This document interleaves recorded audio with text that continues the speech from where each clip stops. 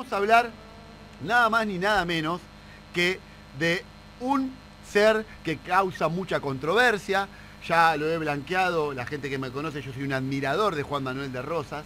Y hoy vamos a estar en el capítulo 1, que vamos a ver el contexto previo a la llegada de Rosas al poder, guerras civiles, primer gobierno de Rosas, restaurador del orden, simbolismo, política económica y rasgos militares, entre otras cosas. Bien, quiero pedir un fuerte aplauso quien va a llevar esto adelante, que es nada más ni nada menos que nuestro amigo Mauricio de la columna del Museo de la Fraternidad. ¿Qué haces, negrito lindo? Buen día. Hola Diego, ¿cómo te va? Buenos días. Te di un envión, amigo, que podemos ir a luchar contra los unitarios seguro, ¿eh?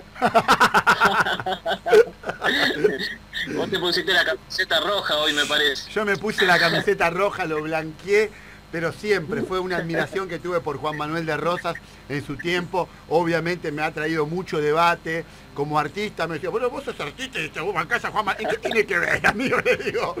Pero obviamente siempre tratando de escuchar, seguir aprendiendo como gente como vos, que vamos a aprender. También de aprender de gente que, como pasa, de que no lo quiero y tiene su punto de vista, que esa es la idea. Así que si te parece, arrancamos con este capítulo 1 con todas las ganas de escucharte, que los oyentes si van participando te voy interrumpiendo para algún mensaje u otro. Vamos viendo cómo viene la rola. Dale, agarramos. Qué bueno, si querés arrancamos, vamos a arrancar un poquito contando un poquito quién era. ¿Quién era? El principal, ¿viste? Antes de meternos en el contexto, en el periodo previo a la llegada de Rosas al poder, primero hay que saber un poquito quién era. Total. Bueno, era un porteño nato, porque nace en la ciudad de Buenos Aires, allá por 1793, y dentro de lo que era el periodo conocido como periodo colonial, ¿no? Claro. El orden colonial. No va a tener mucha participación dentro de la política hasta 1820. Hasta 1820. Hasta 1820. Pero sí hay que destacarle la participación a muy temprana edad, a los 13 años, creo, si no me equivoco, que estuvo repeliendo la segunda invasión inglesa en Buenos Aires, con 13 años. ¿Con 13 años, amigo? Un grosso total. Yo 13 años estaba jugando a la escondida, amigo. El chabón estaba ahí aguantando los trapos. Sí, tal cual, terrible. Era una práctica muy común en esa época, ¿viste? ¿Sí? No sé, San Martín, por ejemplo, a esa edad estaba peleando allá en África. Sí, ¿viste? Mirá que loco, esa no la tenía. Así que... sí, viste, era una locura. En esa época pasaban de la infancia directamente a ser hombres adultos, viste, no existía la transición de la adolescencia. Claro. Así que bueno, pasaba de estar jugando a las armas, prácticamente. Terrible con 13 años, no me lo puedo poner en la cabeza, no sé, yo no puedo pensar mi hijo 13 años yendo a dar batalla, no sé, no me entra en la cabeza, amigo, me parece increíble. No, tal cual, aparte con la convicción que tenían estas personas, ¿no? Estos chicos. ¿Convicción ya a los 13 años, Mauri? Sí, viste, tenían las ideas muy claras. Aparte hay que tener en cuenta que Rosa estaba posicionado muy bien económicamente, por eso de hecho estudió en colegios privados, sus padres se encargaron de darle una muy buena educación, ¿no? Así que tenía una muy buena base, que de hecho la gran historia de Rosa comienza también un poco en las grandes estancias de su padre. Mirá. Ya venía de una guita, ya tenía un tipo, tenía un pasar tranquilo, cómodo, ¿no? Económico. Y sí, el primer título que se le otorga a Rosas es de estanciero, después va a ser político, después va a ser militar, pero el primer título es estanciero, comerciante. Igual Rosas va a participar en 1807 en lo que es la segunda invasión inglesa, y después se va a borrar del mapa político y militar. No va a participar ni en la Revolución de Mayo, no va a participar en la Guerra de la Independencia. Se estaba preparando el chabón para hacer lo que iba a hacer. Sí, aunque vos no lo creas, sí, porque directamente se va a meter en las estancias de su padre y va a empezar a ser un hombre de campo. Se va a convertir en un hombre de campo, en un estanciero hecho y derecho, ¿no? Que eso le va a dar lugar a ganar un cierto número de adeptos, porque se va a hacer muy famoso en el tema del campo como estanciero, no solo por comerciar y cultivar y producir, sino por la gran relación estrecha que comienza a extender con los peones de campo. Con los peones, los gauchos tenían muy buena relación, tomaba mate con ellos, Exacto. no estaba ahí, ¿no? Exacto, era un tipo que le apasionaba la vida de los gauchos, ¿no? De hecho, muchos lo describen como uno de los mejores domadores y montadores de la época. Ah, mirá, ese dato no lo tenía. Mirá, ahora lo quiero más todavía. Sí, el tipo sabía todo sobre la vida del campo, y por eso había ganado gran popularidad, o comienza ganando gran popularidad en lo que tiene que ver en las zonas rurales, con toda la peonada, ¿no? El primer grupo de gente que lo sigue van a ser toda la peonada de las zonas rurales. Que se la bancaban lindo, ¿no, negro? Se la bancaban lindo, ¿no? Y sí, eran los más rudos, los más renegados. Eran personas complicadas, ¿no?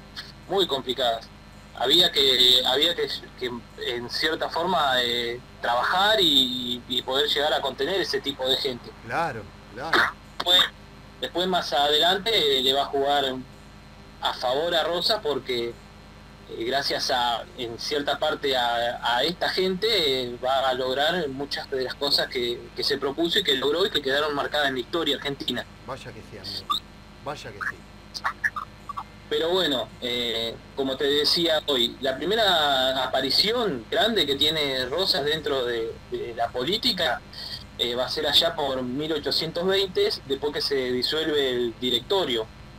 Cuando se disuelve el directorio que tenía una ideología centralista, una ideología unitaria, ¿no? Se disuelve después de la famosa batalla de Cepeda. Ajá.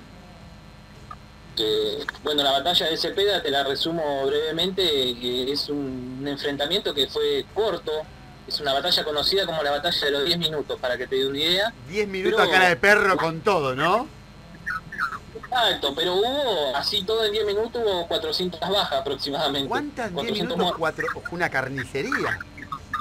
Fue una carnicería llevada adelante por los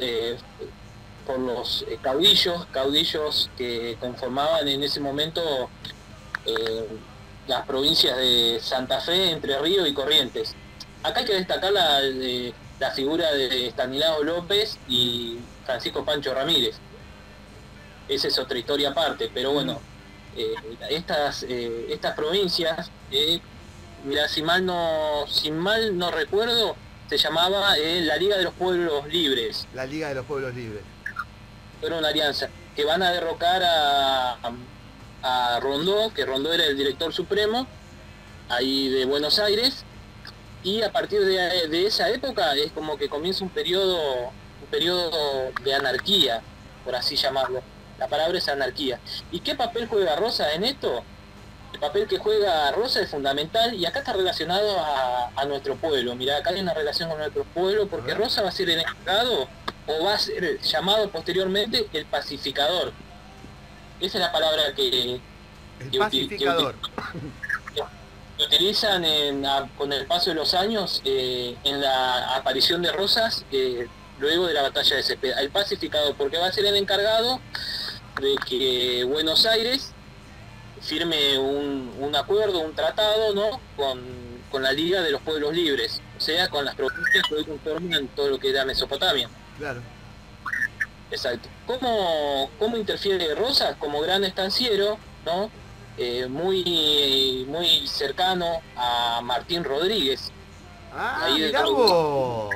¿Qué dato, amigo? Exacto. Era muy cercano a Martín Rodríguez. De hecho, Rosas, debido a su posición económica, va a donarle a Estanislao López, o sea, al enemigo de Buenos Aires, sí, más de 30.000 cabezas de ganados, para firmar un pacto, un acuerdo que, si mal no me equivoco, creo que se llama el Tratado del Pilar. Mirá vos, 30.000 cabezas de ganado le dio Mauri. 30.000 cabezas de es ganado. Un montón, para ese tiempo era un montón. Exacto, para que cesen las hostilidades. Vos tenés que tenés que imaginarte que la batalla de Cepeda se da puntualmente en Cepeda, en el arroyo Cepeda, que está al límite entre Buenos Aires y Santa Fe. Mirá vos. ¿No? Entonces, ¿qué es lo que estaba pasando? Estanislao López y Francisco Ramírez venían asolando una vez que vencieron rápidamente al directorio, querían ganar posición y ganar terreno, entonces se estaban acercando cada vez más a lo que es el centro porteño. Qué Era bárbaro. el primer, Cepeda, amigo, qué bárbaro.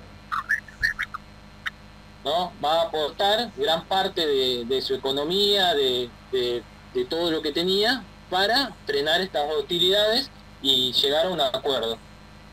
Ya empezaba a restaurar el tipo, ya empezaba ya a tirar la magia, ¿no?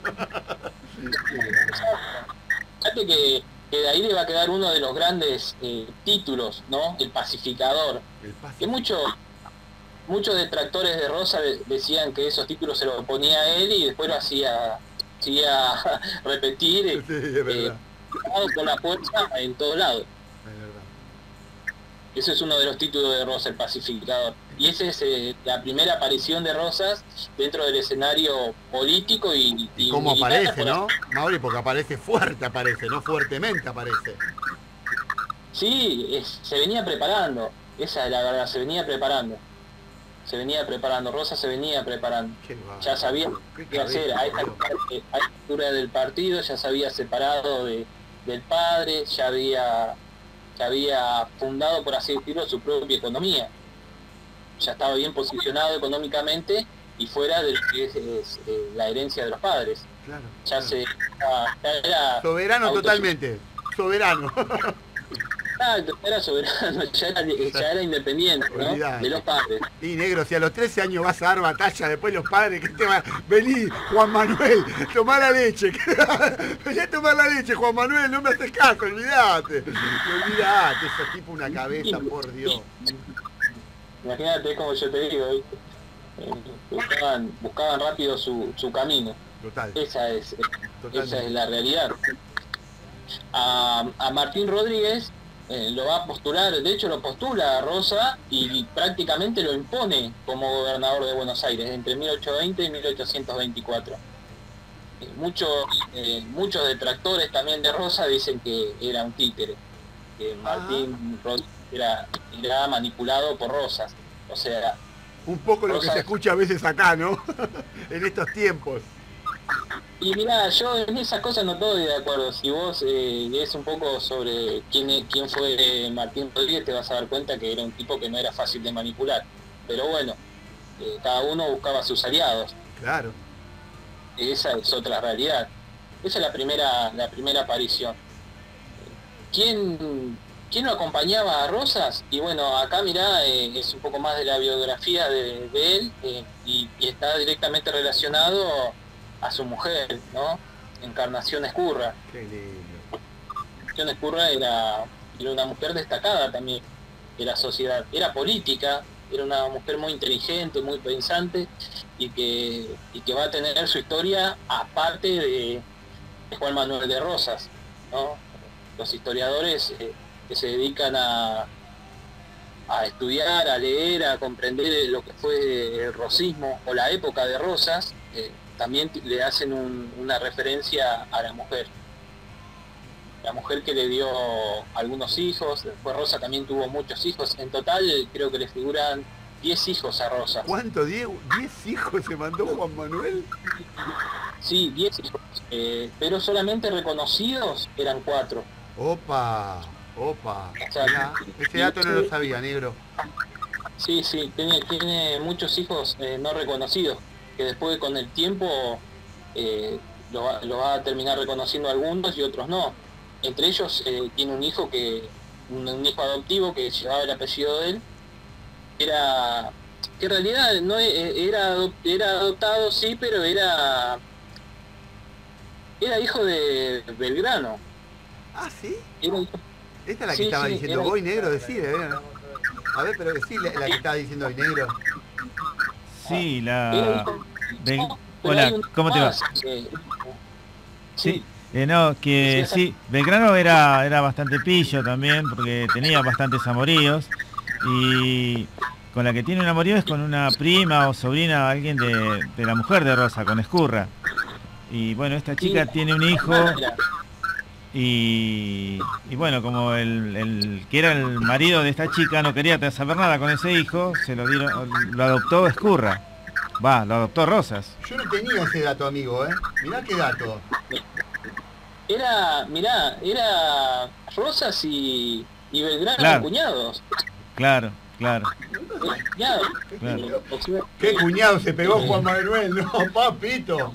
Claro, y le puso Rosas y Belgrano le puso al hijo. Después le explicó cómo había sido, quién era realmente el padre. Cuando fue grande el hijo le explicó. Exacto. De hecho, Encarnación Escurra y María Escurra eran hermanas. Claro. Por eso Rosa y Belgrano fueron cuñados. Es como que adoptó al sobrino directamente, para que te des una idea. Adoptó al sobrino y le dejó el apellido del padre. Por eso mismo, como decía tu compañero ahí, se llamaba Pedro Rosas y Belgrano. Qué bárbaro, mirá qué dato, ese no lo tenía, amigo. Gran dato, ¿eh? Avancemos, dale, genial, me encanta. Entre estos hijos también va, mirá como no, qué loco, ¿no? Va a estar también a un indio. Ellos en su momento lo llamaban indio. No quiero usar el término despectivo, no, sino que usa el término de la época. Claro, eso bien. Eso lo quiero aclarar. Negro, que adoptó un indio, como se decía en esa época, Juan Manuel. Exacto, ellos le llamaban indios. Para ellos eran indios, sí. Una persona que también va a tener su aporte o su granito de arena dentro de la historia, Mariano Rosas. Le va a dar su apellido y todo.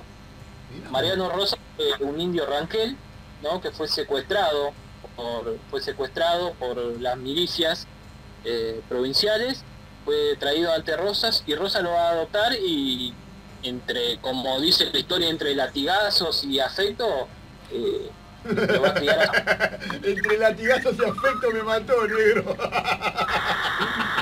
Tal cual, en esa época, imagínate, era duro, ¿no? Era una especie de... Rosa se convirtió en un encomendero, ¿no? En un padrino. Pero le va a dar su apellido. Le dio su apellido y el ranquel Mariano Rosas va a vivir mucho, va a aprender mucho, se va a escapar, va a volver a territorios ranqueles. Los ranqueles eran indios considerados enemigos de Rosas. Y desde el exilio de Buenos Aires, Mariano va a escribir sobre Rosas y bueno, va a aportar un grano más a la grandeza de Rosas, ¿no? Porque lo va a dejar muy bien parado. Esa es otra realidad, ¿no? Mirá vos. Y ahí se va a conseguir el respeto de los ranqueles. Los ranqueles eran los indios más bravos que había, más hostiles. Eran terribles, se dedicaban a hacer malones, a secuestrar. Picante los ranqueles, ¿no? Picante, che, tanto. Terrible. ¿Los tiene de su lado después de la batalla? ¿Cómo? ¿Los tiene de su lado en la batalla después que cuando empieza a armar el ejército Rosas? ¿Los tiene de su lado los ranqueles? No, los ranqueles nunca van a estar del lado de Rosas. No, mirá.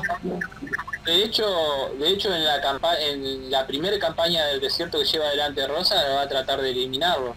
En menos de un año mató, mira, ya te digo, en menos de un año Rosas mató a 3.200 ranqueles. ¿En menos de un año mató a 3.200 ranqueles, Juan Manuel? Zarpado. Sí, así. Acá sobre el Salado, nomás acá cerquita, para el lado de Tandil, para que te des una idea, en territorio de lo que... Acá nomás. Y fíjate, mirá lo que hace Rosas también, rescata a 1.000 cautivos. ¿No? Los cautivos eran personas blancas, ¿no? Que los indios secuestraban. En su gran mayoría eran mujeres y también niños. Hombres no, a los hombres directamente los mataban. O sea que estos eran como medio anarquistas, por decirlo de una manera, no sé si es la manera, pero eran ladrones, por decirlo de una manera. Sí, eran ladrones, eran terribles los ranqueles.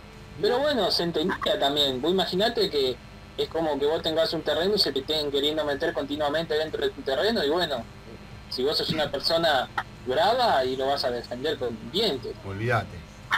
¿Qué pasaba con los veía que la frontera de a poquito iba avanzando y le iban sacando territorio. Y aparte era una vida cruda en esa época, hay que contextualizar, hay que ponerse en ese momento y era terrible. Así todo, uno viste que Rosas, como te decía la semana pasada, despierta sentimientos encontrados, que muchos dicen que era un asesino, que era cruel, otros dicen que era una persona muy carismática, muy comprensible. Rosas negociaba, siempre fue un gran negociador. Fue un gran negociador, che. Exacto. Muchos dicen que era un unitario, pero que tenía una oratoria federal. O sea, que hablaba de federalismo, pero muy adentro de su corazón era un unitario. Mirá qué loco, mirá, acá llega un mensaje, antes de que avancemos. Dice, ya que estamos hablando, dice Lucio de Bicentenario, ya que estamos hablando de los familiares de Rosas, una de sus hermanas estaba casada con Lucio Mansilla, padre de Lucio Mansilla, el autor de Una excursión a los indios ranqueles, que fue uno de los negociadores de Roca con los ranqueles a través de Mariano Rosas, que estabas manifestando hoy. La historia tiene giros curiosos. Lucio Mansilla, padre, fue el que bancó en la vuelta de obligado, dice. Claro. Mansilla atacó un barco, no sé si era inglés o francés, con una carga de caballería. Y ahí es donde Mansilla queda herido y no puede seguir combatiendo. Lo retiran del campo de batalla. Exacto, lo que vos estás comentando era la batalla de la vuelta de obligado. De la vuelta de obligado, sí. Exacto, sí, ese fue parte de... Mirá, acá Rosas se gana otro título dentro de ese conflicto de... Pero bueno, eso ya es la segunda... Es el segundo gobierno de Rosas, ¿no? Sí. No me quiero ir tan arriba, pero bueno, sí, es contra los ingleses y franceses, anglosajón. Eso lo vamos, si querés lo charlamos la semana que viene. Olvídate, amigo, ahí, ya quiero hacer capítulo 3, 4 y 5 de esto. Mirá, ahí se gana el mote, o sea, como dicen los detractores, ahí él se postula como, se hace llamar como el Grande de América. El Grande de América, el pacificador primero, ahora el Grande de América, mirá vos.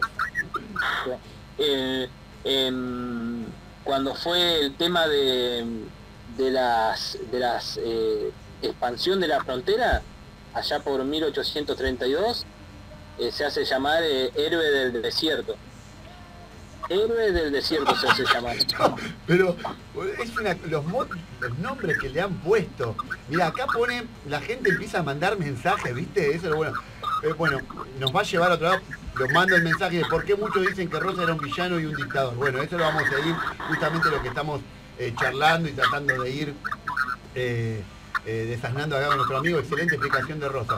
¿Cuántos motes le pusieron, negro? Ya tiramos el pacificador, el de América y ahora el que tiraste, ya vamos 3 y todavía queda el restaurador. Exacto, el mote, bueno, mira, y esto responde un poquito a la pregunta que hicieron ahí, ¿no? Porque algunos lo llamaban, porque unos decían que era, ¿cómo dijo la pregunta? Algunos lo llamaban como que era un héroe y otro un déspota, algo así preguntó, ¿por qué era villano y por qué era héroe? Sí, exactamente, preguntaron eso. La pregunta objetiva es ¿por qué muchos dicen que Rosa era un villano y un dictador?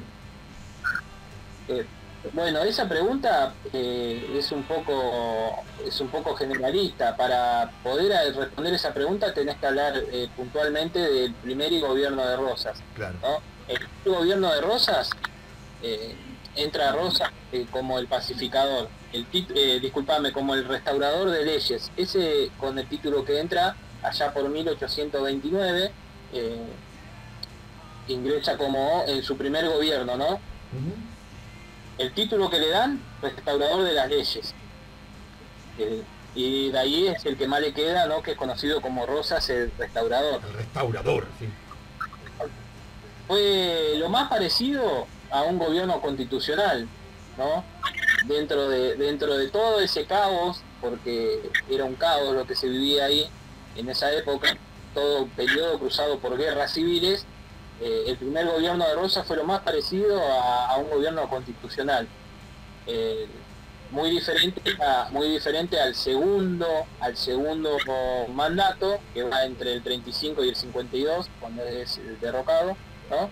Que ahí sí se gana el título de dictador directamente, porque va a ser una dictadura que va a llevar adelante. Ajá. Imagínate que fueron 17 años de gobierno. Un montón, amigo.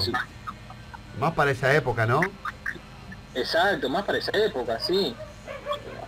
Las Rosas, volviendo al primer gobierno de Rosas, vamos a retomar al primer gobierno de Rosas. Sí. Yo creo que gran parte o gran función la va a cumplir Manuel Dorrego. Manuel Dorrego va a ser uno de los encargados de que Rosas llegue al poder. Y lamentablemente para muchos, la muerte de Manuel Dorrego va a ser la catapulta de Manuel de Rosas. Por eso muchos detractores de Rosas que Rosas conspiró con Estanislao López para matar a Dorrego. No, lo de Dorrego es terrible. Acá mira, llega otro mensaje, así hacemos medio y vuelta, negrito lindo. Dice, Rosas no era un pacificador cualquiera, tenía afán de conocimiento etnográfico. Cuando hizo su campaña del desierto se ocupó de escribir un diccionario de lengua pampa. Tuve ese libro mucho tiempo, dice, y se me perdió en alguna curva de la vida. Esto dice Lucio Bicentenario. Sí, tal cual. Rosa era topógrafo, dibujaba relieves, analizaba todos los suelos, aprendía idiomas. Un grosso total. Sí, por algo, Diego, el periodo de Rosas es conocido históricamente como la época de Rosas. Fíjate el valor que tiene la palabra esta. Total. La época de Rosas. La época de Rosas, claro. Más lindo. La época de Rosas, totalmente. Así como vos hablás de la época colonial, que sí, está abarcando 300 años de los españoles en América, también hablás de la época de Rosas. Fíjate si no es grosso la comparación. De rosismo, hablar de rosismo, ¿no? Total, ¿no? Como hablar de, fíjate, como hablar de peronismo, por ejemplo. Marcan algo en la historia, ¿no? Atraviesan algo distinto.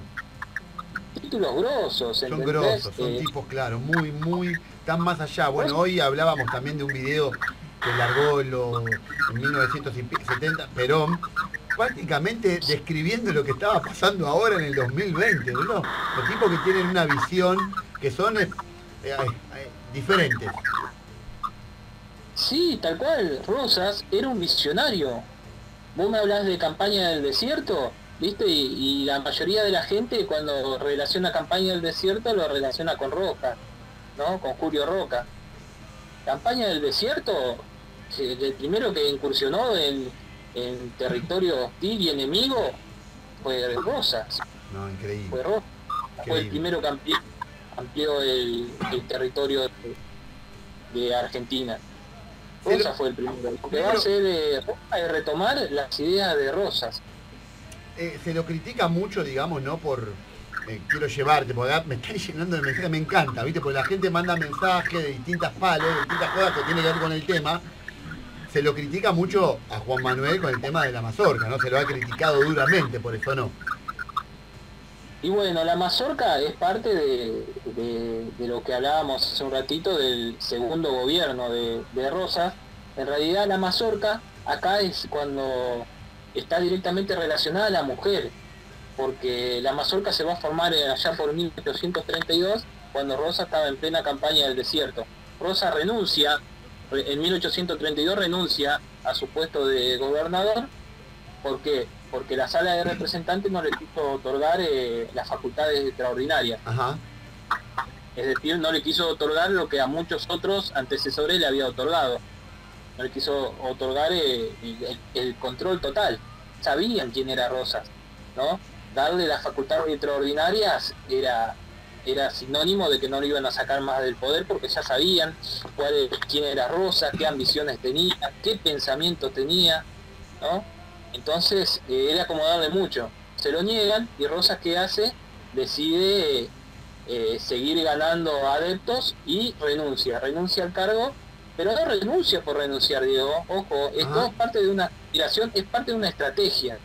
Era muy estratega Rosa. Sí. Entonces, ¿qué hace? Renuncia y decide encarar algo que ya tenía pendiente, que era expandir el territorio argentino.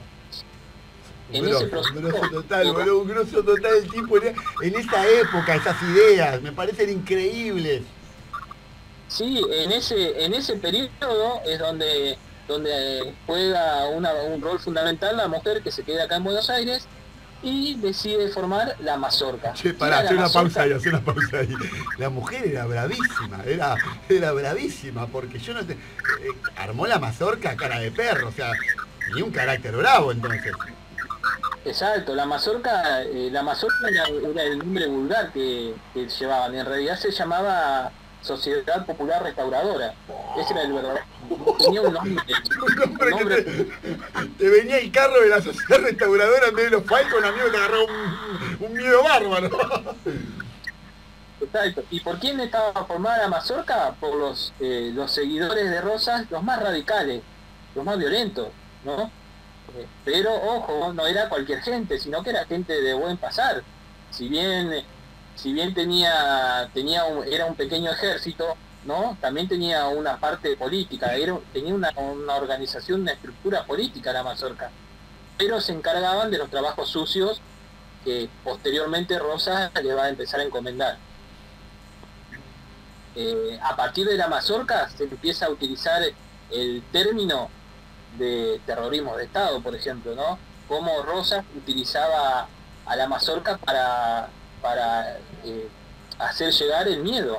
A cara de perro, claro. Alto, miedo. A través de la Mazorca se secuestraba, se torturaba, se mataba.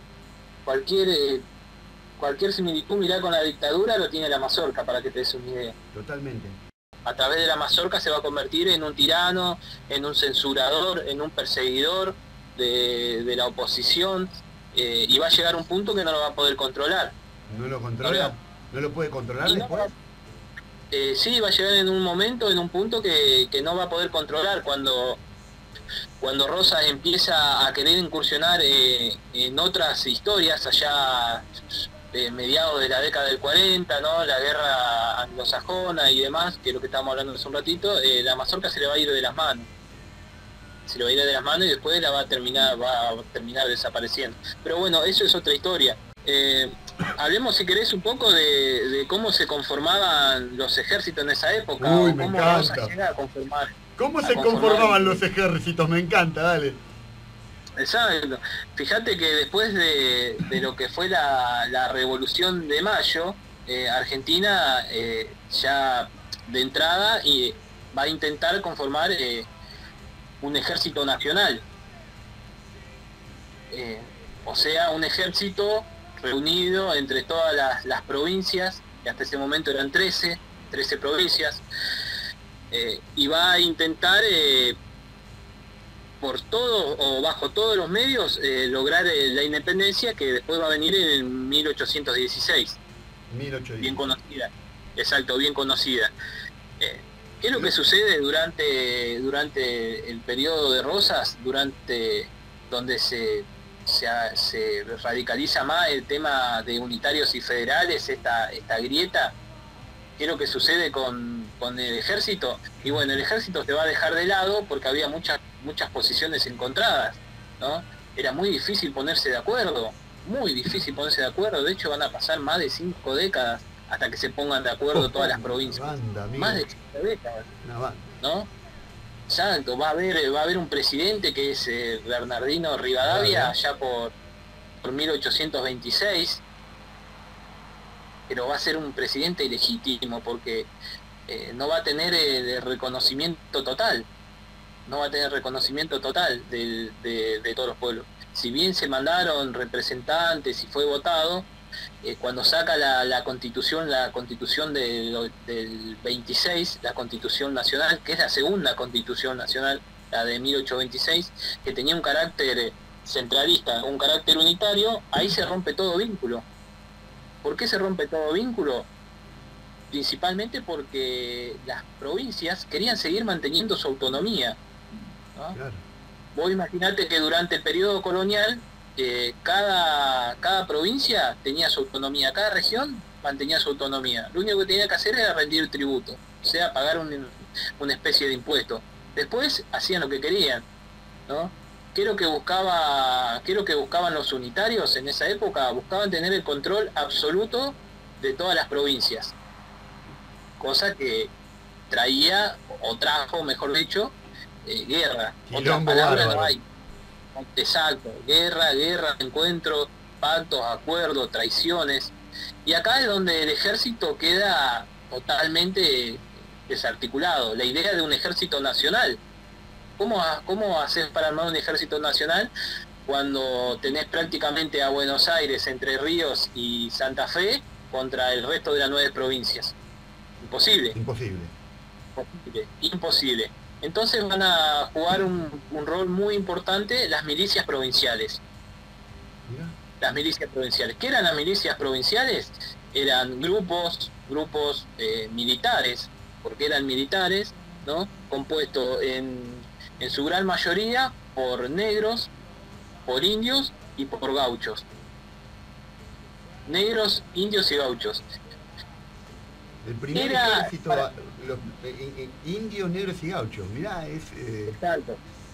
Exacto, era como la resaca, estaban compuestos por la resaca de la sociedad, por así llamarlo, en esa época, ojo, hay que contextualizar. Sí, quédate tranquilo, sí, viste que parece ser que en estos tiempos tenemos que estar como aclarando, viste, para no ofender a nadie. O viste que es re loco, no hablar así como diciendo, no, hay que tener en cuenta el contexto, lo mismo que dijiste cuando indios, sos re claro, quédate tranquilo. Sí. Seguimos. Exacto, yo me estoy utilizando terminología de la época, claro, ¿viste? Claro.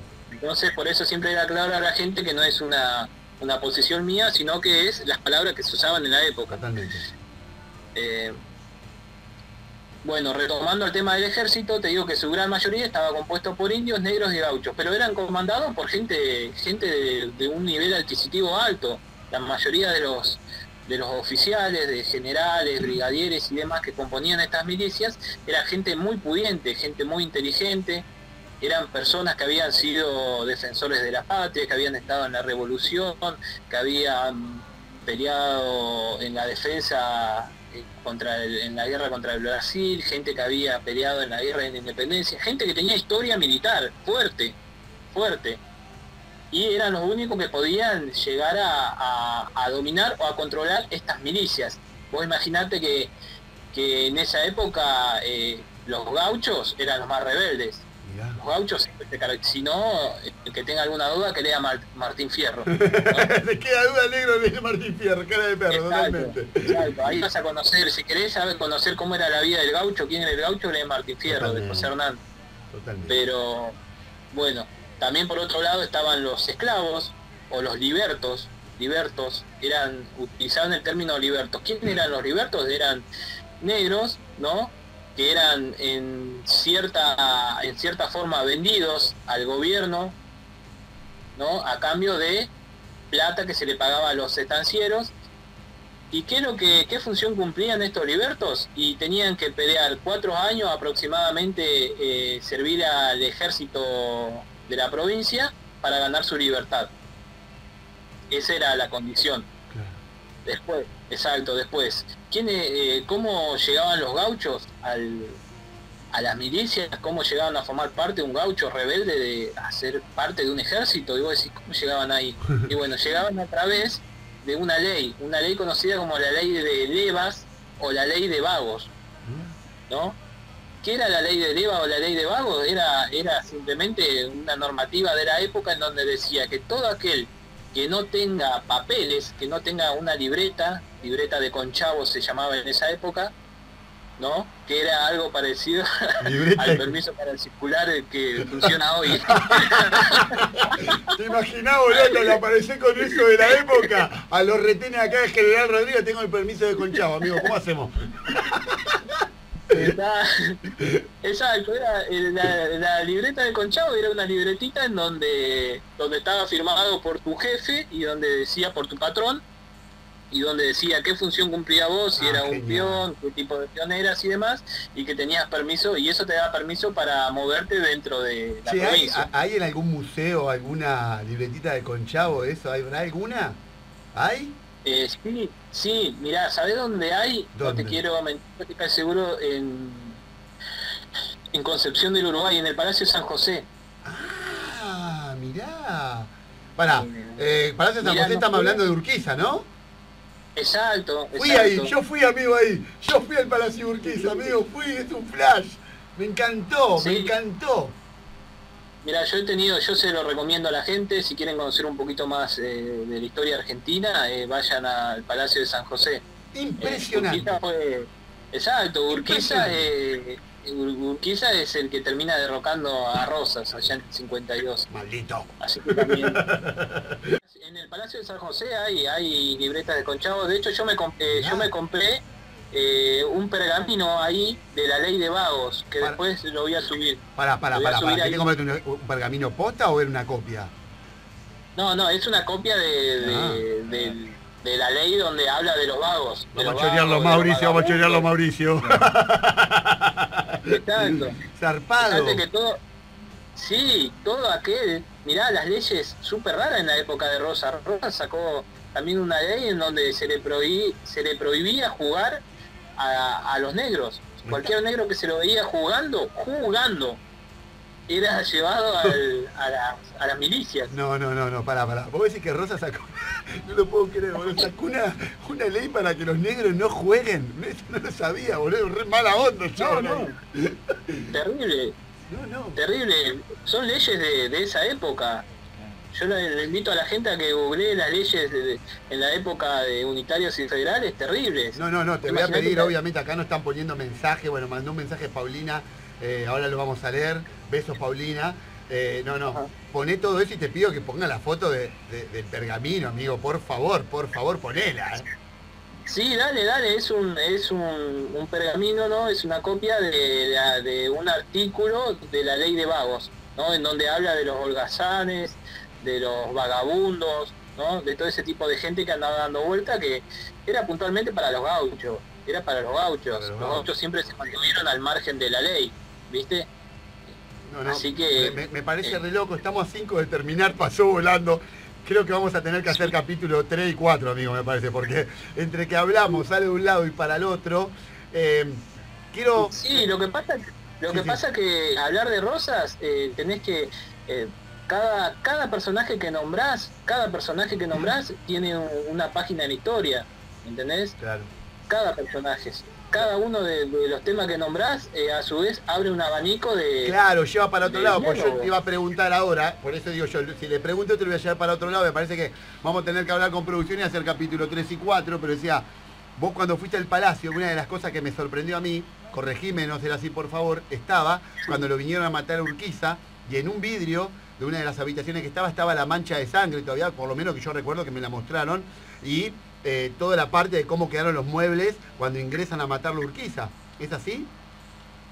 Sí, tal cual. Yo la verdad me considero afortunado porque fui en varias oportunidades al Pero vos. Palacio y la última vez que fui el año pasado, fuimos Ah, con mi señora y sí, es así tal cual como decís vos, a Urquiza lo traicionan, entran hasta la galería central, que ahí entrando a la galería tenía las puertas que a todas las habitaciones, a todos los espacios que tenía claro. esa galería, exacto, y Rosas deja la mancha disculpame, Urquizas deja la mancha de sangre en uno de los vidrios cuando Claro, que cae. está todo, está todo como muy cuidado, ¿no?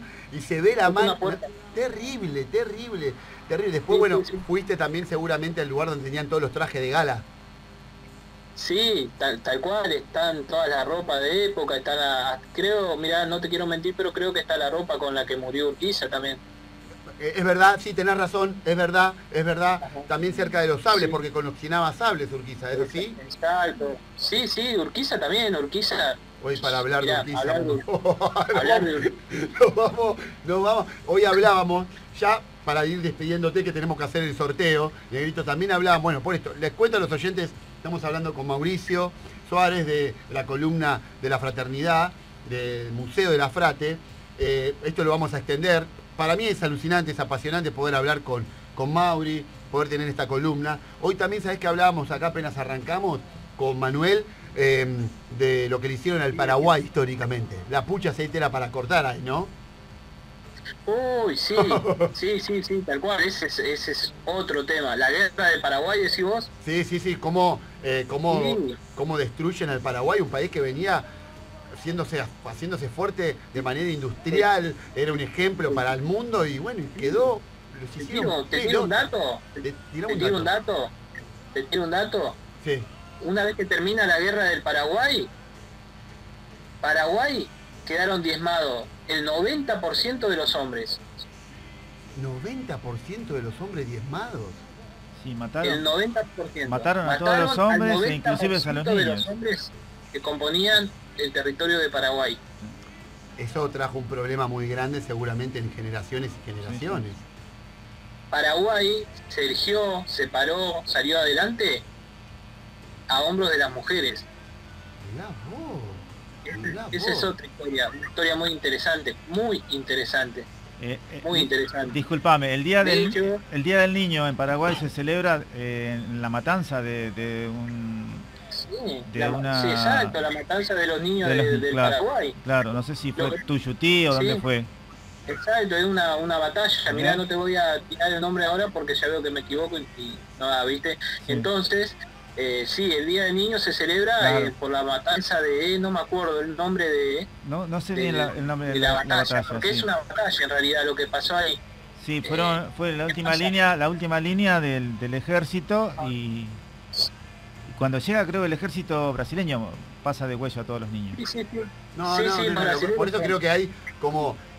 Terminamos hablando de Urquiza, nos pasamos al Paraguay. Es una sección que a mí me encanta. Me encanta, ¿sabés qué me parece a mí para ya cerrar? Que lo pueden escuchar los pibes de General Rodríguez, los adolescentes, todos los pibes, pero también, como decimos, al mundo, al tener la posibilidad de comunicar esto, que tener claro, muy claro, nuestra historia, para mí es clave militar eso, porque inevitablemente nos va a poner otra mirada, ¿no te parece, Mauri? Vamos a comprometernos también con las nuevas generaciones, desde otro lugar, los pibes de otro lugar, y más en este tiempo con la comunicación tan a mano, ¿no? Sí, Diego, sí, tal cual. Yo para mí la historia, conocer la historia creo que no puede ser ajena a ninguna persona. Yo creo que cumple un rol fundamental, ¿no? Olvidate, amigo, sin duda. El pasado, Sin ¿no? duda, El sin pasado yo creo que complementa el presente. Si querés saber quiénes somos, fíjate de dónde venimos. Totalmente. Tal cual, claramente. sí, es así. Claramente. Amigo mío, decime tus últimos. Los últimos, ya boludo, me quedé repensando en todo, pues la flasheo. Yo cada vez que hablo, me imagino cosas, no sé, me pego un viaje bárbaro.